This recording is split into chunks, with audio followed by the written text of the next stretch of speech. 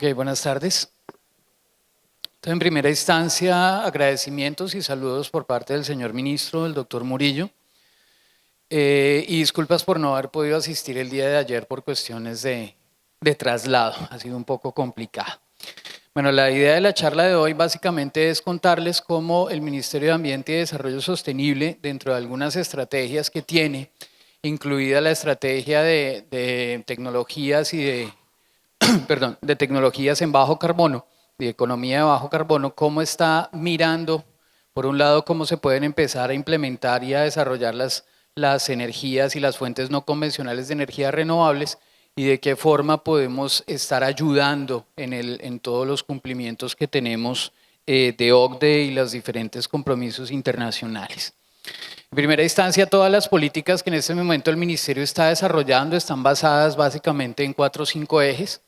Uno de ellos es el Plan Nacional de Desarrollo. El Plan Nacional de Desarrollo en Colombia está enfocado hacia lo que es el crecimiento verde. Eso quiere decir que todos los conceptos de responsabilidad y sostenibilidad ambiental están incorporados en la mayoría de las estrategias que tenemos a nivel colombiano, a nivel de Plan Nacional de Desarrollo. De igual forma, los objetivos de desarrollo sostenible que están aceptados a nivel internacional y permean todas las políticas de Estado de diferentes países. Como todos saben, estamos en proceso de entrar a la OCDE, a la Organización de Países de Desarrollo Económico.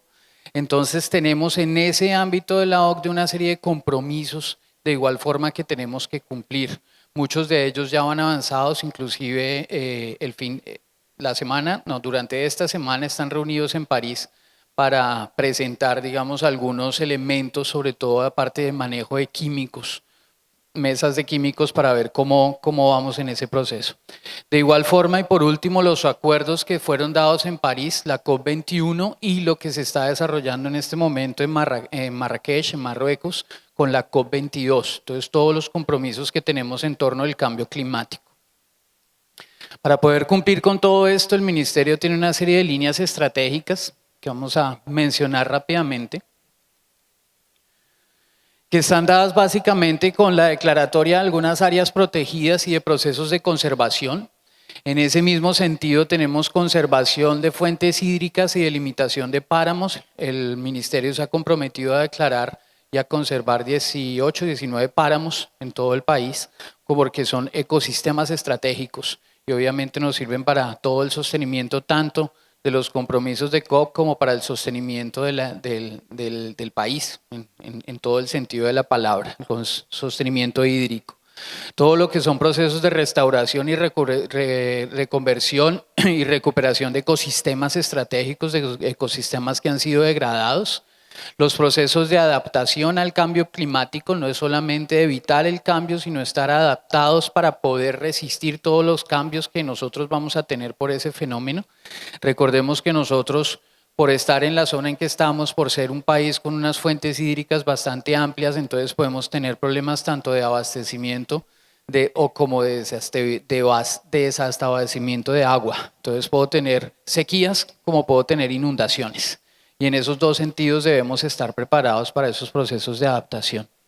Y promoción y emprendimiento de negocios verdes y servicios ambientales. En ese mismo contexto, vamos a adelantar un poco acá. El Ministerio ha hecho una serie de análisis de mirar por qué nuestros ecosistemas han sido sometidos a diferentes presiones. Uno de los grandes motores que tenemos obviamente para estar de moda de todo lo que se está hablando en este momento son nuestras actividades post-conflicto, todo nuestro proceso de conflicto en este instante.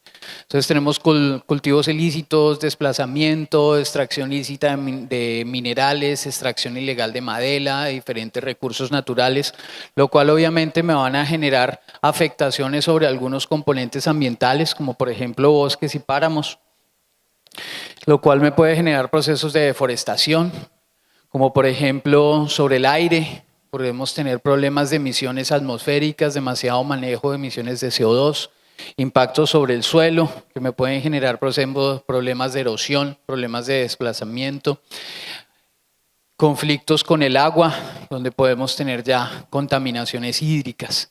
Todos estos elementos han sido analizados dentro de las políticas ambientales y son un poco las estrategias que como ministerio estamos desarrollando. Para lo que nos compete el día de hoy, rápidamente para hablar un poco, es básicamente el desarrollo de la Ley 1715 del 2014. La Ley 1715 tiene como objetivo el desarrollo y la promoción de las fuentes no convencionales de energía. Entendidas esas fuentes no convencionales de energía como aquellas que normalmente no se utilizan en el país. Entonces aquí podemos hablar perfectamente de fuentes eólicas, solares, biomasa, mareomotriz, todo lo que ustedes han estado manejando en el transcurso del seminario. ¿Qué busca? Desarrollo y promoción de fuentes no convencionales, desarrollo económico y en ese mismo sentido de reducción de gases de efecto invernadero, seguridad y abastecimiento energético, sobre todo cuando estamos hablando, por ejemplo, de las zonas no interconectadas. En área más o menos el 43%, 45% del país es una zona no interconectada, entonces eso es algo que tenemos que verificar. Implementación por parte del Ministerio de Ambiente, las autoridades ambientales y el Ministerio de Hacienda, el Ministerio de Minas, la CREG, la UDME, el IPSE y diferentes instituciones dentro del marco de la ley tuvieron que implementar muchas actividades y muchas estrategias de desarrollo, cada una obviamente orientada en el ámbito de su competencia. Generación y gestión eficiente, incentivos a la inversión, desarrollos en las zonas no interconectadas, investigación y desarrollo tecnológico, que es uno de los puntos importantes del día de hoy. Entonces, en ese sentido, el ministerio tiene unos derroteros y tiene unos objetivos claros en el marco de la ley. En primero, obviamente, incorporar en las políticas ambientales todos los criterios de las fuentes no convencionales a nivel de forma de generación y gestión eficiente de la energía y darle todos los impulsos necesarios para que estas energías se puedan desarrollar a nivel nacional. En segundo, por ejemplo, establecer parámetros ambientales para el desarrollo del proyecto. Las fuentes no convencionales de energía son importantes. Desde su concepción como tal tienen una serie de beneficios ambientales bastante buenos, pero obviamente necesitan un desarrollo de infraestructura y un proceso de implementación. En ese desarrollo de infraestructura de implementación, sobre todo cuando hablamos de proyectos grandes, pues obviamente tenemos que tener unos elementos ambientales ya preestablecidos y ya tenidos y configurados dentro de nuestro marco de desarrollo. Era algo, por ejemplo, que estaban hablando antes del mediodía en la presentación que hicieron de PM. Desde todos esos ejercicios que ya se han hecho en el país, entonces empezamos a recopilar también un poco de información para ver cuáles eran los elementos importantes para el desarrollo de todas estas energías y un desarrollo con sostenibilidad, un desarrollo en el cual el ambiente tenga un papel predominante. Y apoyar al Ministerio de Minas para el desarrollo de todas las energías en bajo carbono y todas las economías de bajo carbono. ¿Qué hemos hecho? Entonces es importante darnos cuenta que el Ministerio en el 2010-2012 generó la política de producción y consumo sostenible. La política de producción y consumo sostenible enmarca todas las acciones y las estrategias que tienen que hacerse tanto a nivel industrial, porque es lo que hemos venido trabajando, de cómo las empresas pueden desarrollar sus productos de una manera responsable con el ambiente, pero adicionalmente a eso mete dentro de la ecuación al usuario final y cómo el usuario final puede tener un consumo responsable, un consumo que sea sostenible, un consumo en el cual yo pueda tener como usuario un poco el cambio del chip y empezar a pensar en otros parámetros y en otras valoraciones para tener una decisión de compra. Entonces ya no solamente, o parte de lo que busca la política, ya no es solamente pensar en que yo voy a comprar o voy a tomar como decisión de compra entre un elemento y otro elemento la marca, o voy a tomar como decisión de compra el precio, sino que ahora también yo puedo tener unos elementos ambientales que me permiten definir cuál de los dos elementos es más importante. ¿Algo dice? Me salí. Adelantemos rápidamente.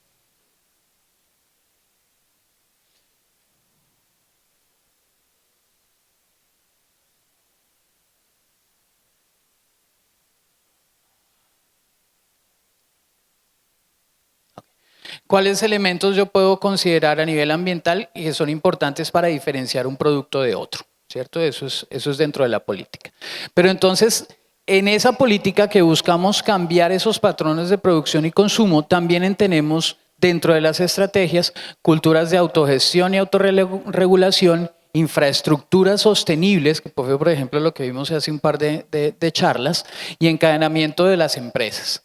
Dentro de esos conceptos podemos entrar muy fácilmente lo que son proyectos que desarrollan fuentes no convencionales de energía, lo cual me sirve a mí para identificar diferentes elementos. Por ejemplo, aquí en La Guajira tenemos opciones para mejorar la calidad de vida de las comunidades, como por ejemplo energía solar, vientos, manejo de residuos, identificación de nuestras necesidades específicas dentro de la región y poder apalancar proyectos en ese mismo sentido.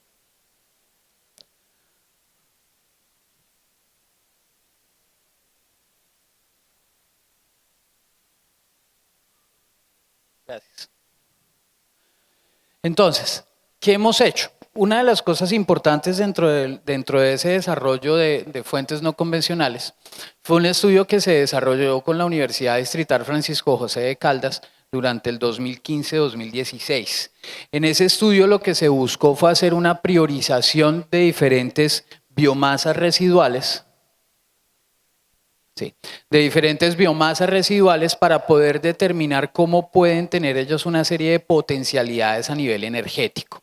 Entonces, ¿qué trabajamos? Caña de azúcar, residuos sólidos urbanos, residuos de plátano y banano, residuos forestales, residuos generados de procesos avícolas, residuos de arroz, palma, café, maíz, caña panelera, porcinos y bovinos. De todas esas biomasas residuales generadas en cada uno de esos procesos, hicimos una priorización. ¿Cuál priorización? La priorización tuvo diferentes elementos.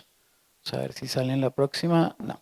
Entonces tuvo diferentes elementos. Por un lado, la potencialidad, que es el que tenemos en este cuadro específico, la potencialidad en terajulios por año, o sea, qué tanto energía se puede generar o se puede recuperar de esos elementos.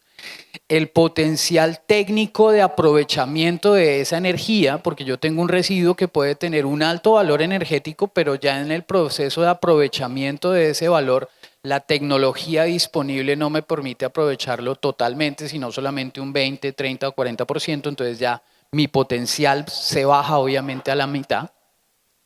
El desarrollo económico y social que se pueda presentar por la utilización de ese recurso, de esa biomasa, el cual está básicamente ligado al lugar en donde se está generando. Entonces, por ejemplo, rápidamente, cuando yo tengo cultivos de caña, si yo los comparo, por ejemplo, con cultivos de palma, en la caña yo tengo una región específica y un lugar específico de desarrollo de la caña que básicamente es el Valle del Cauca. Pero palma yo tengo en diferentes regiones del país. Cuando yo hablo de cultivos de caña, normalmente yo tengo grandes extensiones localizadas en un solo punto geográfico que normalmente dependen de una sola fuente de beneficio, que es el proceso de caña, el proceso en donde yo estoy sacando ya el azúcar, ¿cierto? De esa parte de beneficio.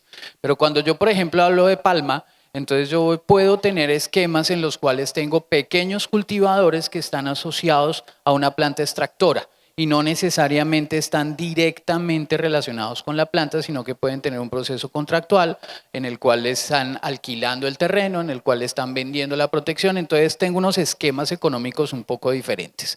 En ese sentido, si yo hago desarrollos en los procesos de palma, pues voy a tener más beneficios sociales en comparación, por ejemplo, para este caso, que si yo lo hago con los procesos de caña de azúcar. Y se tomaron diferentes elementos. En ese momento, entonces, nos dimos cuenta que las biomasas que tienen más priorización, por ejemplo, es caña de azúcar, residuos sólidos urbanos, biomasas residuales de plátano y banano, todo lo que viene de los procesos avícolas, biomasas forestales de arroz y obviamente la palma. Y sobre estas el ministerio junto con la universidad entonces va a trabajar en un proceso de desarrollar unas guías ambientales para el manejo productivo de ese aprovechamiento de las biomasas. Entonces no solamente es la potencialidad, sino cuáles son los desarrollos técnicos que se pueden realizar para poder aprovechar esa potencialidad y que ese desarrollo técnico sea sostenible o más bien responsable con el medio ambiente.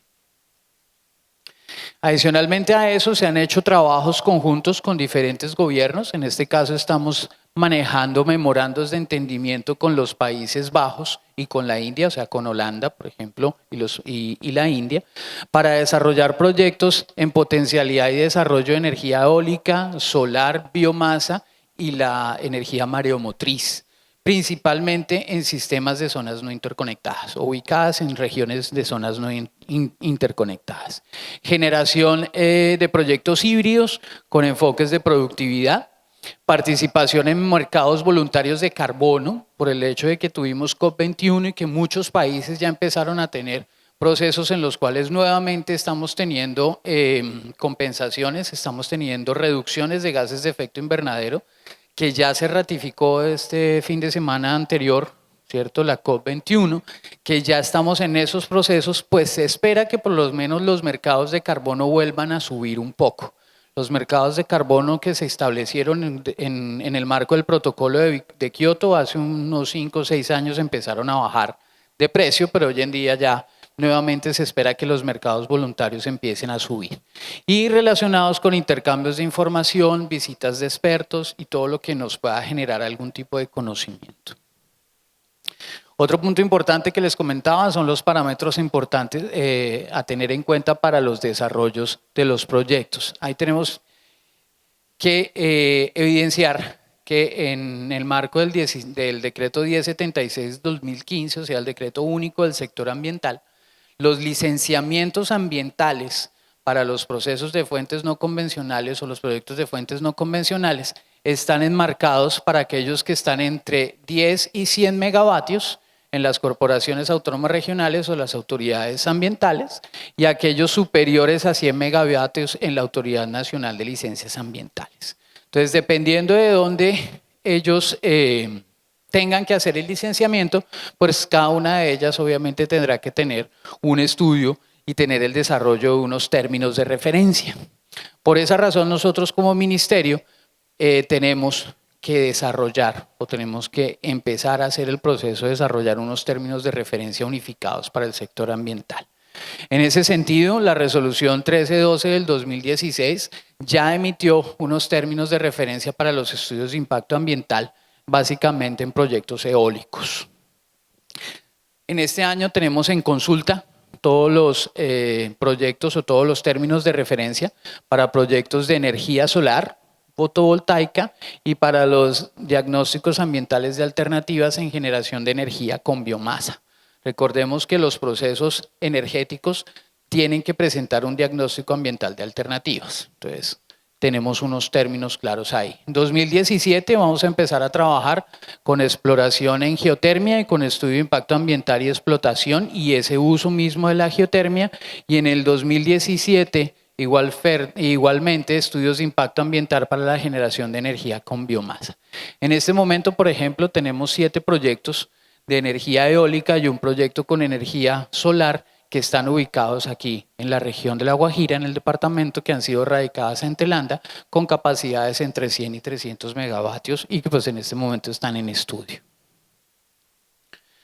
La economía de desarrollo bajo carbono, estrategia colombiana de bajo carbono, que básicamente lo que busca es desarrollar estrategias para tener una captura de los gases de efecto invernadero o una menor generación de esos gases, estar enmarcados básicamente en los planes de acción sectorial. Los planes de acción sectorial es cuando cada uno de los sectores estratégicos, transporte, vivienda, minero energético, empieza a desarrollar o identificar dentro de su sector en qué actividades puede hacer una captura de esos gases o una reducción de los gases y obviamente empieza a desarrollar proyectos en ese sentido. Importante aquí que nosotros ya tenemos el índice o las contribuciones nacionalmente previstas. Las contribuciones nacionalmente previstas, ¿qué fue lo que hizo? ¿Y qué fue lo que pasó en COP21? Nosotros tenemos un desarrollo, aquí sí necesito otra vez me volví a perder. Señalador, gracias. Entonces, ¿qué pasa ahí? Yo tengo un escenario previsto que es este que está aquí arriba, esta primera línea. Ese escenario previsto, ¿qué es lo que hace? Mirar con base en el desarrollo económico del país, cómo funciona su desarrollo industrial, cuáles son las emisiones que ellos pueden desarrollar. Entonces, con base a este escenario del 2010, las emisiones que pudieron haber sido generadas en este escenario tendencial, lo que se comprometió la COP21 fue hacer al 2030 una reducción del 20% con respecto a este escenario tendencial. Entonces, si yo hubiese seguido mi proceso productivo tal cual como lo he venido haciendo, entonces tendría la línea de arriba. Pero como yo me comprometí a hacer una reducción del 20%, pues al 2030 yo tengo que tener este escenario de mitigación. Pasando obviamente aquí 2015, 2020, 2025, 2030. Eso es lo que nos comprometimos nosotros a hacer en COP21. Para poder lograr eso, entonces tenemos los planes de acción sectorial, como les decía, en donde yo identifico cuáles son esos proyectos o esas estrategias de mitigación. La Guajira tiene gran potencial para hacer esos procesos de mitigación.